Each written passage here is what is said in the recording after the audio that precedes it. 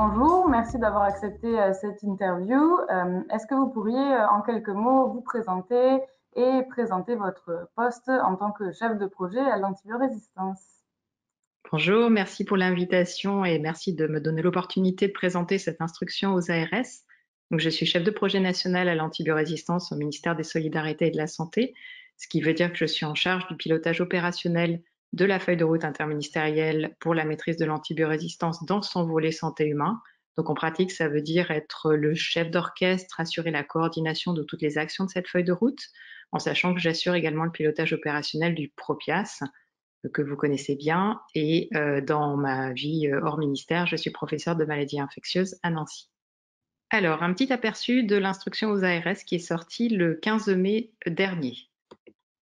Donc là, c'était pour vous présenter à la fois la feuille de route interministérielle pour la maîtrise de l'antibiorésistance qui date de 2016 à gauche et le PROPIAS qui, lui, date de 2015, dont mes équipes assurent le pilotage opérationnel en santé humaine.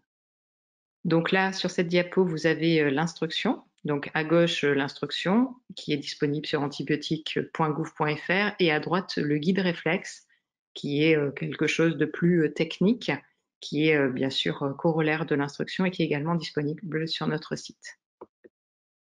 Donc là, sur cette diapositive, je vous présente la circulaire FIR, puisque la bonne nouvelle, c'est que cette instruction qui donc propose une nouvelle organisation en région pour la prévention de l'antibiorésistance, notamment sur son volet bon usage des antibiotiques, propose la création de centres régionaux d'antibiothérapie, j'en parlerai en détail plus tard, et pour 2020, nous avons réussi à obtenir un financement du fonds d'intervention régionale pour ces centres régionaux d'antibiothérapie. Donc vous avez le texte concernant le FIR sur cette diapositive.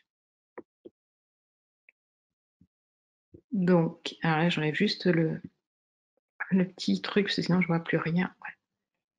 Donc, quelques éléments clés. Je vais passer en revue quelques éléments clés de l'instruction. Bien sûr, vous pouvez vous référer à l'instruction dans le détail et au guide réflexe si vous voulez plus de renseignements. Donc, ce qui est important, c'est que cette instruction remplace l'instruction précédente du 19 juin 2015. Elle confirme bien sûr le rôle de pilotage ARS de la politique de lutte contre l'antibiorésistance en région. Et elle confirme également que l'ARS doit identifier une personne référente au sein de l'ARS pour la thématique prévention de l'antibiorésistance. Donc cette personne référente ARS sur la prévention de l'antibiorésistance doit faire plein de choses, dont l'animation d'un comité de pilotage transversal au niveau de la région qui va définir les grandes orientations de la stratégie. Et là, je vous ai mis la composition recommandée de ce comité de pilotage qui est évidemment flexible et très large.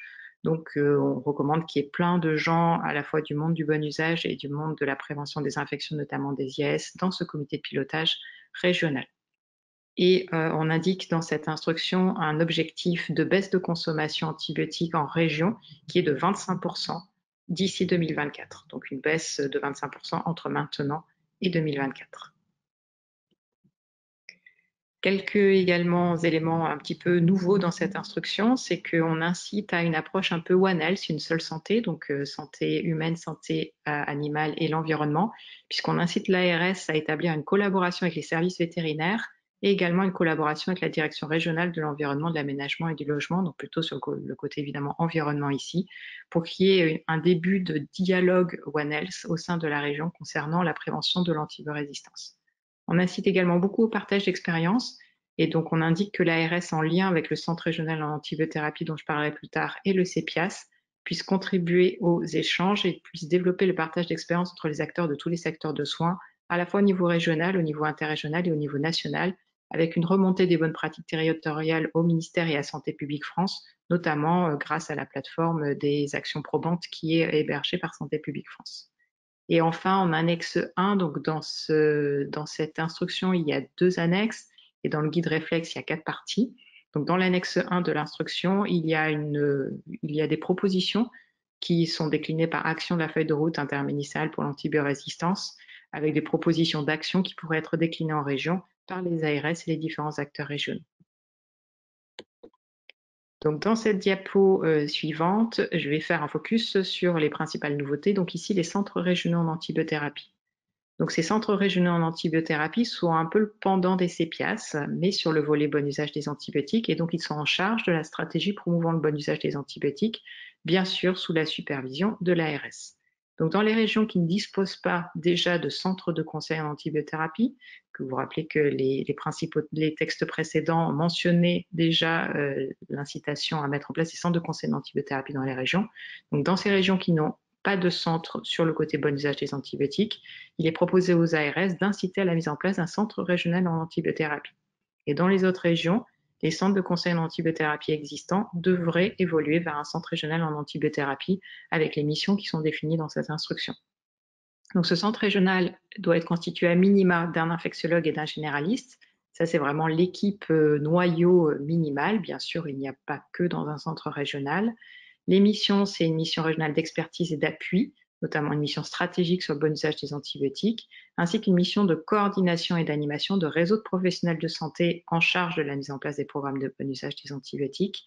Et là aussi, il y a quelques nouveautés puisqu'on encourage, j'en parlerai plus tard, à mettre en place des équipes multidisciplinaires en antibiothérapie dans les GHT. On conseille le maintien, bien sûr, des référents en antibiothérapie pour la première ligne et on encourage également les ARS et les centres régionaux à mettre en place un réseau de médecins généralistes formés à l'antibiothérapie, un peu sur le modèle du réseau GRIVE en Occitanie. Donc, dans la diapo d'après, dans le guide réflexe, il y a une fiche numéro 2 qui donne des orientations et des lignes directrices sur un cahier des charges de ces centres régionaux en antibiothérapie. Tout ça est basé sur un avis d'experts.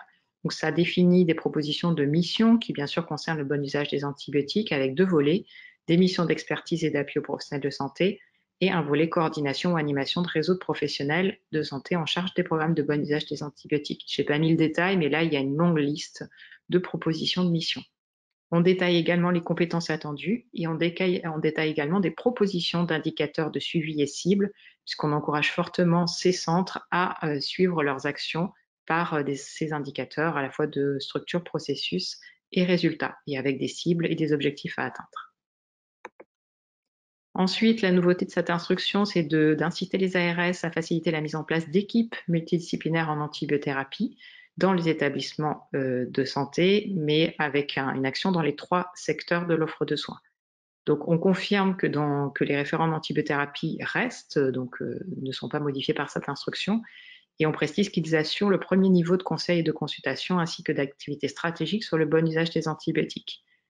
On demande aux ARS de favoriser la constitution de ces équipes multidisciplinaires en antibiothérapie avec au moins une équipe multidisciplinaire en antibiothérapie par GHT. Ces EMA regrouperont les personnels hospitaliers mobilisés sur ces activités et là on conseille qu'il y ait à minima infectiologue, pharmacien, microbiologiste et infirmier formé à l'infectiologie au sein de ces EMA. Donc là aussi une nouveauté, on précise un peu les compétences et les professionnels attendus et on associe ici les infirmiers puisque la littérature montre qu'ils ont un rôle important à jouer dans les politiques de bon usage des antibiotiques. Quand il y a un référent d'antibiothérapie dans l'établissement où se crée une EMA, on dit alors, ça nous paraissait évident, mais c'est important de le préciser, que le référent fait partie de cette EMA. Et on précise que les EMA ont vocation à intervenir dans les 3 secteurs de l'offre de soins. Bien sûr, l'instruction est plus détaillée sur ce qu'on a derrière la tête quand on dit ça. Et là, on dit également que ces EMA sont en appui des référents d'antibiothérapie des établissements sanitaires du territoire en pouvant leur apporter un conseil et une assistance technique sur des questions d'ordre scientifique ou organisationnel en tant que besoin.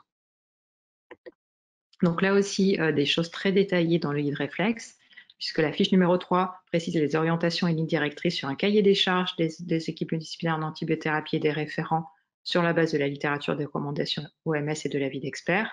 Et la fiche réflexe numéro 4 propose des éléments clés d'un programme de bon usage des antibiotiques en établissement de santé, là aussi sur la base de la littérature des recommandations OMS et de l'avis d'experts. Donc là aussi des choses assez détaillées qui, on l'espère, permettront de guider les ARS, les centres régionaux, les équipes et les professionnels de terrain à mettre en place cette nouvelle organisation de la lutte contre l'antibiorésistance sur le volet bon usage. Là aussi, une nouveauté, on incite les ARS à appuyer la mise en place d'un dispositif de téléexpertise et à faire piloter ce dispositif par le CRATB. Donc ça, en fait, c'est la possibilité à chaque prescripteur ou professionnel de santé d'avoir accès à un conseil téléphonique par les infectiologues de la région, sur la base du volontariat, bien évidemment. Et la demande, c'est ici que ce soit les centres régionaux d'antibiothérapie qui assurent un petit peu le pilotage logistique de cette activité, avec l'appui de l'ARS, bien évidemment. Et ici, on précise également que ça s'inscrit dans le cadre de la téléexpertise de niveau 2. et que c'est à destination des médecins de ville, y compris ceux exerçant en EHPAD. Donc là aussi, vous verrez quand vous lirez l'instruction, on précise bien que ces centres régionaux d'antibiothérapie n'ont pas comme mission première de faire du conseil en antibiothérapie, comme c'était le cas un peu auparavant. C'est vraiment une activité stratégique qu'ils doivent avoir.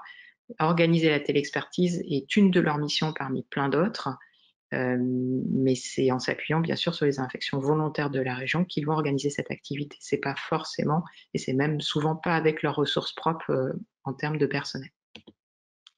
On insiste également beaucoup tout au long de cette instruction sur la synergie entre la prévention et le contrôle de l'infection et le bon usage des antibiotiques à tout niveau. Donc que ce soit au niveau des activités ARS, que ce soit au niveau des centres régionaux, que ce soit les CPS ou les centres régionaux d'antibiothérapie, ou que ce soit au niveau des établissements de santé par exemple ou des EHPAD, avec par exemple au niveau des établissements de santé, les EOH et les équipes multidisciplinaires d'antibiothérapie ou référents d'antibiothérapie.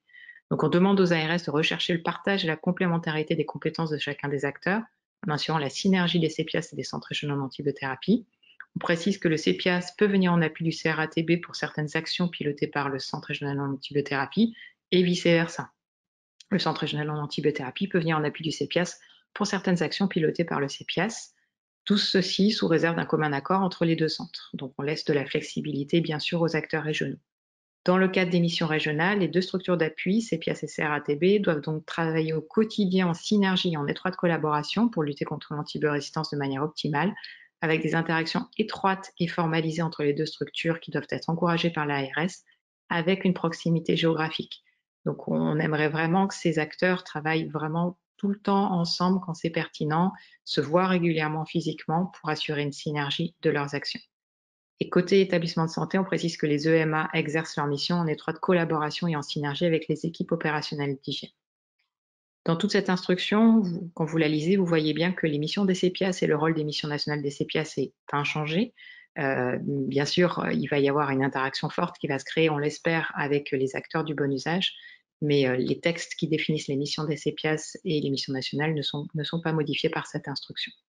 Et donc, par exemple, les missions, je pense à Primo, je pense à Spares et probablement également à Matisse, vont interagir, je pense, avec les acteurs du bon usage et notamment les centres régionaux d'antibiothérapie. Donc, dans le guide réflexe, là aussi, on essaie de faire un petit schéma pour clarifier les choses. Donc, vous voyez à droite, il y a un niveau régional avec ces deux centres qui travaillent en synergie. Et après, il y a un niveau plus local avec au niveau de l'établissement les EMA, les EOH, les EMH, équipes mobiles d'hygiène plutôt là au niveau du territoire et notamment des établissements médico-sociaux. Ensuite, les référents d'antibiothérapie dans une sorte de première ligne avec une aide qui peut être apportée aux EMA auprès des référents d'antibiothérapie. Et ensuite, les correspondants d'hygiène dans les établissements de santé et en EHPAD qui existent depuis longtemps. Et on a introduit, vous verrez dans le guide réflexe, la notion de correspondant d'antibiothérapie dans les établissements de santé, ce qui veut dire que chaque service devra se munir d'un correspondant d'antibiothérapie qui sera l'interlocuteur privilégié des EMA et des référents d'antibiothérapie pour faciliter la mise en place des actions au niveau de son service. Et je m'arrêterai là et je suis prête à répondre à vos questions. J'ai mis toutes mes coordonnées si vous avez des remarques sur l'instruction ou des questions. Et je vous souhaite bon courage pour la mise en place de cette instruction qui, on l'espère, apportera une réelle synergie en région et une amélioration des pratiques.